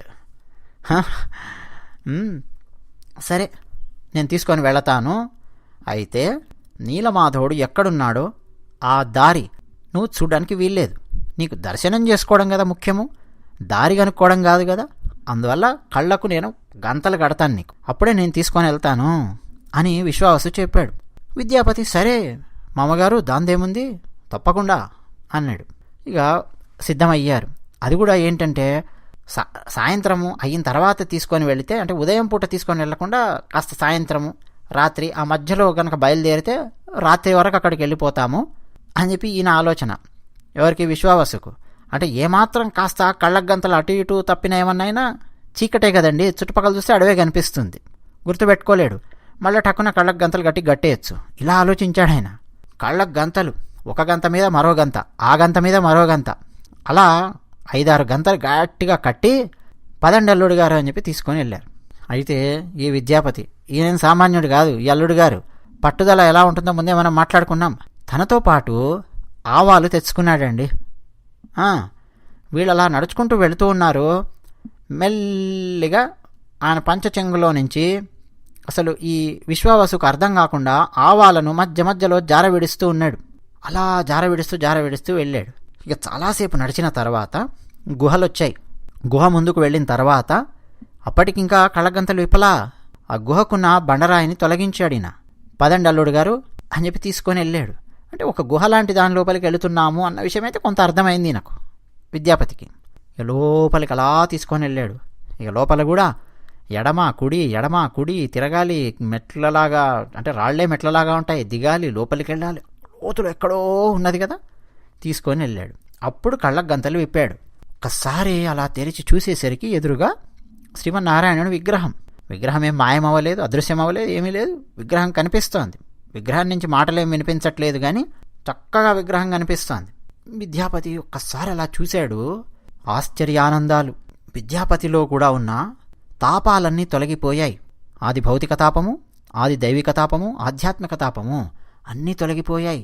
ఏమిటో తెలీదు, ఒక ఆనందం కలుగుతోంది, బ్రహ్మానందం. ఆ విగ్రహాన్ని చూస్తుంటే సాక్షాత్తు శ్రీమన్నారాయణుని దర్శనం గనక కలిగితే ఎలాంటి దివ్యానుభూతి ఆనందం కలుగుతుంది అని మహర్షులు, మహాత్ములు, పండితులు వ్యాఖ్యానించి ఉన్నారో, దర్శించిన వాళ్ళు మహాభక్తులు భాగవతంలో ఏమని ప్రవచించి ఉన్నారో అలాంటి ఆధ్యాత్మిక అనుభూతి ఆ దివ్యమంగళ విగ్రహాన్ని చూస్తుంటే కలుగుతోంది విద్యాపతికి. ఆనందాశ్రువులు అలా కారుస్తూ ఉన్నాడు, అలా కూర్చున్నాడు. ఈ విద్యాపతి వేదం చదువుకున్నాడు కదండి, ఇంకేముందండి, పురుష సూక్తం చదివాడు, శ్రీమన్నారాయణుణ్ణి అర్చించాడు, స్తోత్రాలు చేశాడు, అలా కూర్చుండిపోయాడు, చూస్తూ ఉన్నాడు విగ్రహాన్ని. ఉదయం అయ్యింది.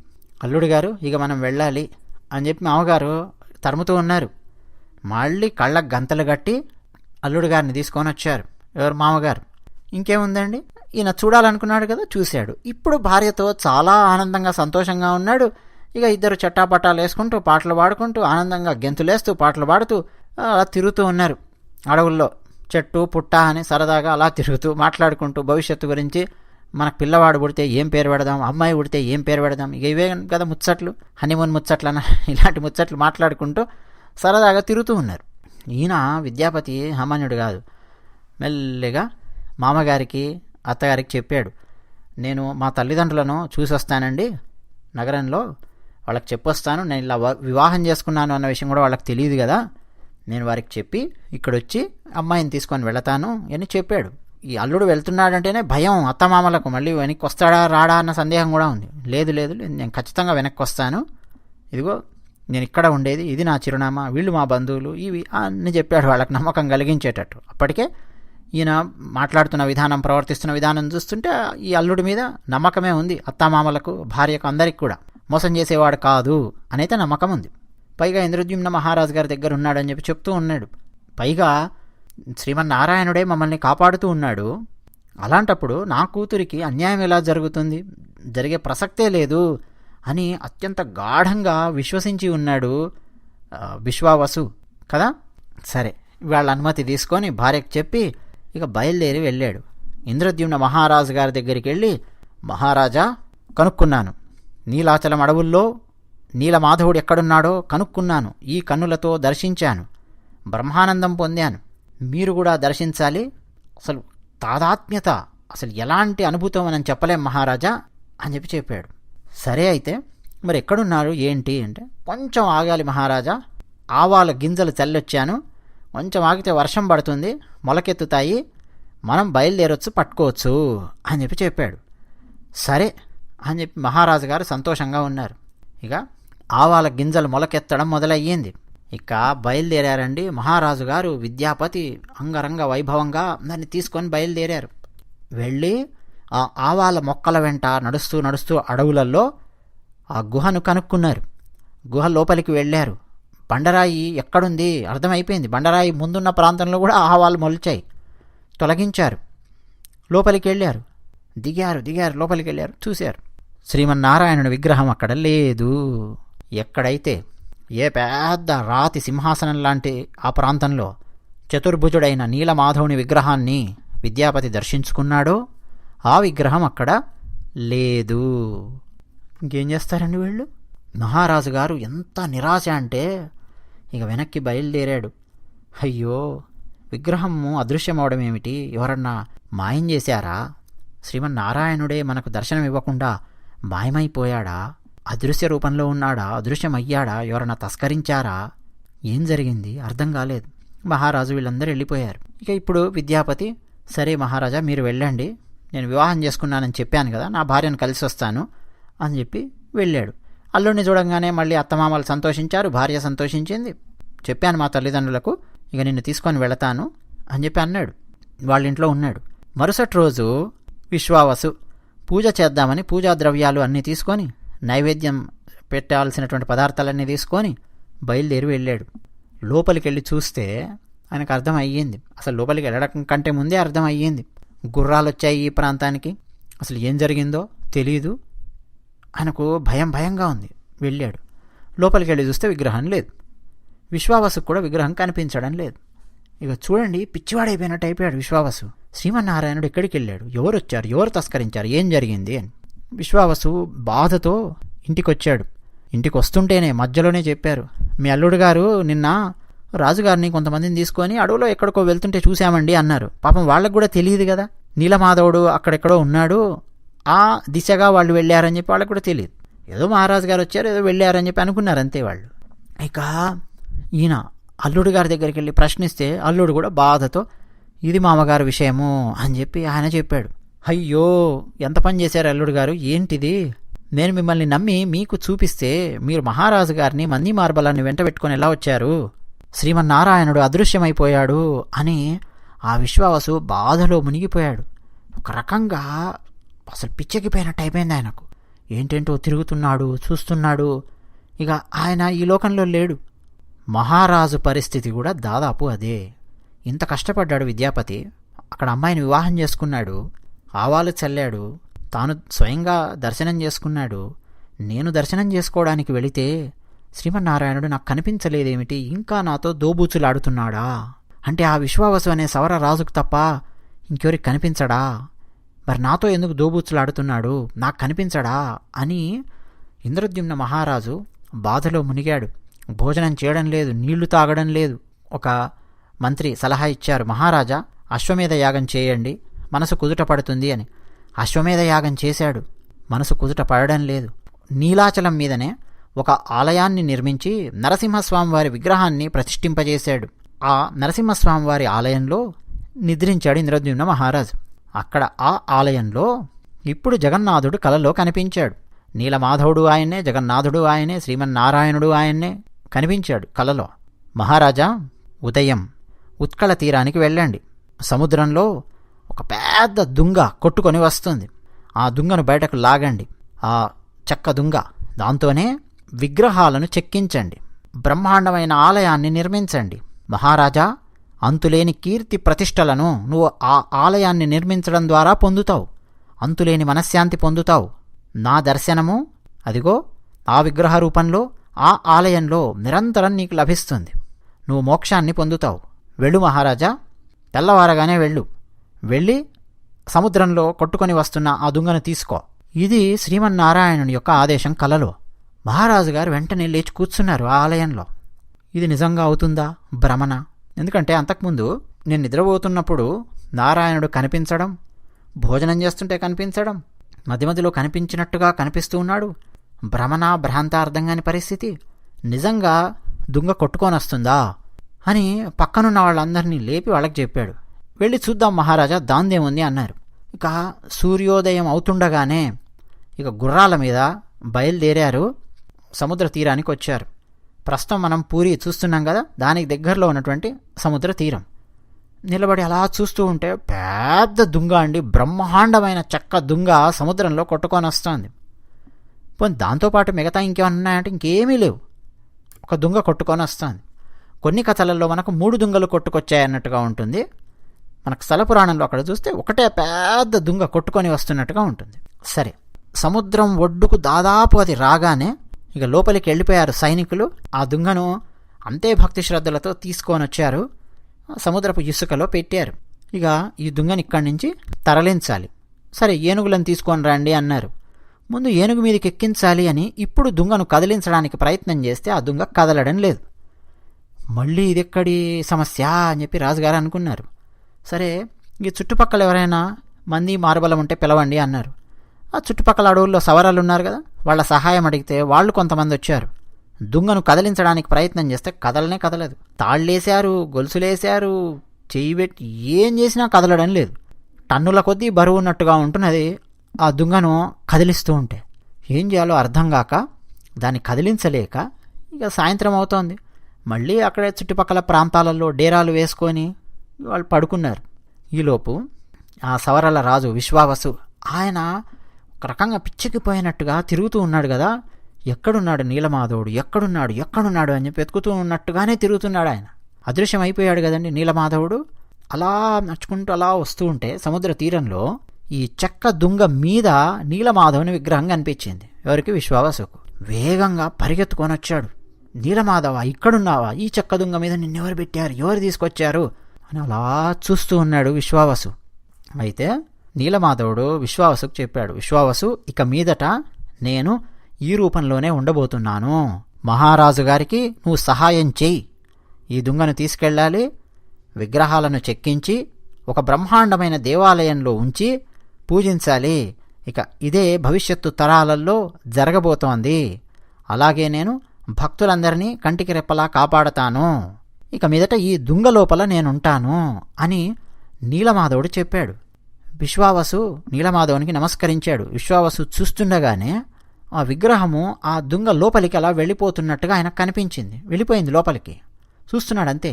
ఆ రాతి విగ్రహము దుంగ లోపలికి అలా వెళ్ళిపోవడం ఏమిటి అని చెప్పి ఏం ఆలోచించలేదు ఆయన. శ్రీమన్నారాయణ విగ్రహం చూస్తున్నాడంతే. ఈలోపు ఆ డేరాల ముందు సైనికులు కొంతమంది ఉంటారు కదా, వాళ్ళు మహారాజు గారికి చెప్పారు. ఎవరో ఒక వ్యక్తి సవరాలలో ఒక ఆయన అక్కడ నిలబడి మాట్లాడుతున్నట్టుగా అనిపిస్తోంది. మహారాజా దుంగ దగ్గర నిలబడి ఎవరో ఆయన అని చెప్పి అన్నారు. వెంటనే మహారాజు గారు మరి కొంతమంది అక్కడి దాకా వచ్చారు. ఈలోపు విద్యాపతి ఆయన అక్కడే ఉన్నాడు కదా. ఈయన మా మామగారు మహారాజా, ఈయన కూతురుని నేను వివాహం చేసుకున్నది, సవరల రాజు ఈయన విశ్వావసు గారు అని చెప్పి పరిచయం చేశాడు. ఇప్పుడు విశ్వావసు చెప్పాడు, మహారాజా నీలమాధవుని విగ్రహాన్ని నేను ఈ దుంగ మీద చూశాను. నీలమాధవుని ఆదేశం ఏమిటంటే ఇక మీదట ఈ దుంగలోనే ఉండిపోతాడు. మీరు బ్రహ్మాండమైన ఆలయాన్ని నిర్మించి చక్కగా విగ్రహాలను చెక్కించి ఈ దుంగతో ఆ ఆలయంలో ప్రతిష్ఠింపజేస్తే ఇక అక్కడి నుంచి భక్తులందరినీ కాపాడతాను అని స్వామివారు చెప్పారు అని విశ్వావసు ఇంద్రద్యుమ్న మహారాజుకు చెప్పాడు. మహారాజు ఎంతో సంతోషించారు. ఈలోపు విశ్వావసు ఆ చెక్క దుంగను తన 2 చేతులతో పట్టి అలా కదిపాడు. చాలా సులభంగా కదులుతోంది ఆ చెక్క దుంగ. మహారాజు ఆశ్చర్యపోయారు. విద్యాపతి, మహారాజు, సైనికులు అందరూ సంతోషంలో మునిగిపోయారు. మహారాజు గారు విశ్వావసుకు నమస్కరించి, నువ్వు సామాన్యుడి కాదు నాయన, నువ్వు సామాన్య భక్తునివి కాదు అన్నారు. వెంటనే విశ్వావసు, మహారాజా మీరేం సామాన్యులా? ఆ శ్రీమన్నారాయణుడు మీ చేత ఆలయాన్ని నిర్మింపజేస్తూ ఉన్నాడు. ఆ ఆలయం చిరస్థాయిగా ఉండిపోతుంది. ఆ ఆలయం ఉన్నంతకాలం మీ పేరు తలుచుకుంటారు మహారాజా భక్తులు. చిరకాలం ఈ భూమండలంలో మీ పేరు నిలబడిపోతుంది అని చెప్పి విశ్వావసు కూడా అన్నాడు. ఇక ఆ తర్వాత అందరూ అక్కడ ప్రశాంతంగా నిద్రించి మరుసటి రోజు ఆ చెక్క దుంగను తీసుకొని వెళ్ళారు. రాజధానికి తీసుకొని వెళ్ళారు. ఇక ఈలోపు మహారాజా వారు శిల్పులందరినీ పిలిపించారు. ఇక ఆలయాన్ని నిర్మించాలి. ఉత్కళ తీరంలో పూరి జగన్నాథుని ఆలయం బ్రహ్మాండంగా ఉండాలి. భవిష్యత్తు తరాల వాళ్ళు చెప్పుకునే విధంగా ఉండాలి. నిర్మించండి. ఇంకా సమాలోచనలు, ఆలోచనలు, మేధోమదనము అవన్నీ నడుస్తూ ఉన్నాయి. ఆలయాన్ని ఎలా నిర్మించాలి, రాళ్ళు ఎక్కడి నుంచి తీసుకురావాలి, ఎలాంటి వింతలు విశేషాలు ఆ ఆలయంలో ప్రక్షిప్తం చెయ్యాలి, అసలు ఎలా ఉండాలి, నిర్మాణం అంటే ఎలా ఉండాలి. ఆగమశాస్త్ర పండితులు, శిల్పాచార్యులు వాళ్ళందరూ వచ్చారు. ఆలోచనలు సమాలోచనలు సాగుతున్నాయి. ఇక ఇప్పుడు ఈ చెక్క దుంగ ఉంది కదా, అయ్యా దాన్ని తీసుకొని మరి స్వామివారి విగ్రహాన్ని చెక్కాలి కదా, చెక్కండి అని చెప్పి రాజుగారు ఆదేశించారు. కొంతమంది శిల్పులు వచ్చి ఆ చెక్కను పట్టుకొని తడిమి చూస్తూ ఉన్నారు. మీరు కార్పెంటర్స్ని ఎప్పుడైనా సరే అడగండి, వాళ్ళు చెప్తారు. అసలు కొంతమంది ఎక్స్పర్ట్స్ ఉంటారండి, వాళ్ళ నైపుణ్యము ఆ చెక్క పట్టుకోగానే చెప్పేస్తారు ఈ చెక్క బలంగా ఉందా లేదా అని. కొన్ని సందర్భాలలో కొంచెం డ్రిల్లింగ్ మిషన్ ఏదో ఉపయోగించి కానీ, లేదు కొన్ని పరికరాలు ఉపయోగించి కానీ అలా కొట్టి వాళ్ళు చెప్పేస్తారు ఈ చెక్క భవిష్యత్తు తరాలలో ఎక్కువ కాలం ఉండబోతుందా ఉండబోదా, దీని పరిస్థితి ఏమిటి అంటే దీని క్వాలిటీ ఏమిటి అని చెప్తారు. ఇప్పుడు మన ఇళ్లలో కూడా మనం ఇంటీరియర్ వర్క్ ఏదన్నా చేయించాలి అని చెప్పి అనుకున్నప్పుడు, కప్బోర్డ్స్ ఇవన్నీ చేయించాలనుకున్నప్పుడు కార్పెంటర్ను కనుక తీసుకొని వెళ్ళి చూయించామనుకోండి, ప్లైవుడ్స్ ఇవన్నీ మనం కొనుక్కునేటప్పుడు నేను అలాగే చేయించాను. మా ఇంట్లో ఇంటీరియర్ వర్క్ అంతా చేయించినప్పుడు కార్పెంటర్ ఇలా పట్టుకోగానే చెప్పేస్తాడు, లేదు లేదు ఇది మంచి చెక్క కాదు, ఇది మంచి చెక్క, ఈ కంపెనీ బాగుంది, ఇది బాగాలేదు చెప్పేస్తాడు. కొన్నేమో కొంచెం డ్రిల్ అలా చేయగానే అర్థమైపోతుంది వాళ్ళకుండే ఆ నైపుణ్యాన్ని బట్టి. ఇప్పుడు ఈ శిల్పులు వాళ్ళు వచ్చారు, పట్టుకొని చూస్తున్నారు. మహారాజా మా వల్ల కాదు, మేము చెక్కలేము అని చేతులు ఎత్తేసారు. ఇప్పుడు రాజుగారికి ఇప్పుడు మళ్ళీ ఒక కొత్త సమస్య. రకరకాల వాళ్ళు వస్తున్నారండి, శిల్పశాస్త్ర నిపుణులు వస్తూ ఉన్నారు, విశ్వకర్మలు ప్రయత్నం చేస్తూ ఉన్నారు, చూస్తున్నారు. మేము చెక్కలేము మహారాజా అని చెప్పి అంటున్నారు, రకరకాల కారణాలు చెప్తూ ఉన్నారు. ఎందుకంటే సరిగ్గా కనుక చెక్కలేదనుకోండి మళ్ళీ అదొక సమస్య. వాళ్ళకి అసలు ఆత్మవిశ్వాసం అనేది రావడం లేదు దాన్ని చెక్కడానికి. మహారాజా వారు తలకాయ పట్టుకొని కూర్చున్నారు, ఇదెక్కడి కర్మ, ఇదెక్కడి సమస్య అని. ఈలోపు విశ్వకర్మ, సాక్షాత్తు విశ్వకర్మ ఆయననే ఒక వృద్ధుని రూపంలో అక్కడికి వచ్చాడు. మనకు కొన్ని గ్రంథాలలో సాక్షాత్తు శ్రీమన్నారాయణుడే వృద్ధుని రూపంలో అక్కడికి వచ్చాడు అని చెప్పి ఉంటుంది. వచ్చి మహారాజా ఈ చెక్క నేను చెక్కుతాను, ఈ దుంగ నాకు అప్పగించండి, ఈ విగ్రహాలకు నేను రూపకల్పన చేస్తాను. అయితే ఈ చెక్క దుంగను ఒక బ్రహ్మాండమైన భవనంలో ఉంచండి, ఓ పెద్ద గది అనుకోండి. ఆ గది లోపలికి 21 రోజుల పాటు ఎవరూ రాకూడదు, నా పనికి ఆటంకం కలిగించకూడదు, నేను మంచినీళ్లు తాగను, భోజనం చెయ్యను, అసలు మీరు నా గురించి ఆలోచించొద్దు, 21 రోజులు నాకు వదిలేయండి, నేను చెక్కుతాను అని చెప్పి మహారాజు గారికి ఒక షరతు విధించాడు ఆ వచ్చిన విశ్వకర్మ. సరే అని చెప్పి మహారాజు గారు అంగీకరించారు. చూస్తుంటేనే దివ్యమంగళ విగ్రహంలాగా ఉంది, అసలు ఆయన చూస్తుంటేనే ఇక ఆయనకు పని అప్పగించేయాలి అని చెప్పి అనిపిస్తోంది, ఆత్మవిశ్వాసం కానీ అవన్నీ చూస్తుంటే. ఇక పక్కనున్న వాళ్ళు విశ్వకర్మలు, శిల్పాచార్యులు వాళ్ళందరూ కూడా సరే మహారాజా అప్పగించండి అన్నారు. ఈయన ఒక పెద్ద గదిలో ఆ చెక్క దుంగను ఆయనకు కావాల్సిన పరికరాలన్నింటినీ పెట్టి కూర్చున్నాడు. తలుపు మూసేశారు. బయట ఓ 2 సైనికుల్ని పెట్టారు, అటువైపు ఎవరు రాకుండా. మధ్యలో మహారాజా గారు వచ్చి చూసి వెళ్ళిపోతున్నారు. మహారాజా గారి భార్యామణి రాణి గుండీచాదేవి అని చెప్పి అంటామండి, చాలా చాలా కీలకం ఈమె. జగన్నాథ రథయాత్ర జరిగినప్పుడు గుండీచాదేవి మందిరం దగ్గరే స్వామివారు ఆతిథ్యం స్వీకరిస్తారు. ఇప్పుడు పూరీ జగన్నాథ రథయాత్ర గురించి మనం ఒక వీడియో చేసుకున్నాం. రథం లాగుతారు, స్వామివారిని, బలభద్రుడిని, సుభద్ర వారందరినీ తీసుకొని వెళతారు. తీసుకొని వెళ్ళి ఎక్కడ పెడతారు? 10 రోజుల పాటు ఒక దగ్గర పెడతారు అని చెప్పి నేను చెప్పాను. రాణి గుండీచా మందిరం ఉంటుందండి, అక్కడ ఆతిథ్యాన్ని స్వీకరిస్తారు జగన్నాథుల వారు. ఆ తర్వాత మళ్ళీ వేరే కార్యక్రమాలు అన్నీ జరుగుతాయి. సరే, ఇప్పుడు మధ్యలో రాణిగారు వచ్చి చూసి వెళ్ళిపోతూ ఉన్నారు. లోపల నుంచి శబ్దాలు వినిపిస్తున్నాయి. రాత్రి శబ్దాలే, పగలు శబ్దాలే.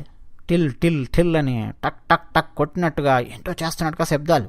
అంటే లోపల ఏదో పని జరుగుతోంది అని అర్థం అవుతోంది. ఇలా 15 రోజుల దాకా గడిచింది. అకస్మాత్తుగా శబ్దం ఆగిపోయింది. ఏ శబ్దం లేదు గదిలో. మహారాణి గుండీచాదేవి వారు వచ్చారు, నిలబడ్డారు, వింటూ ఉన్నారు.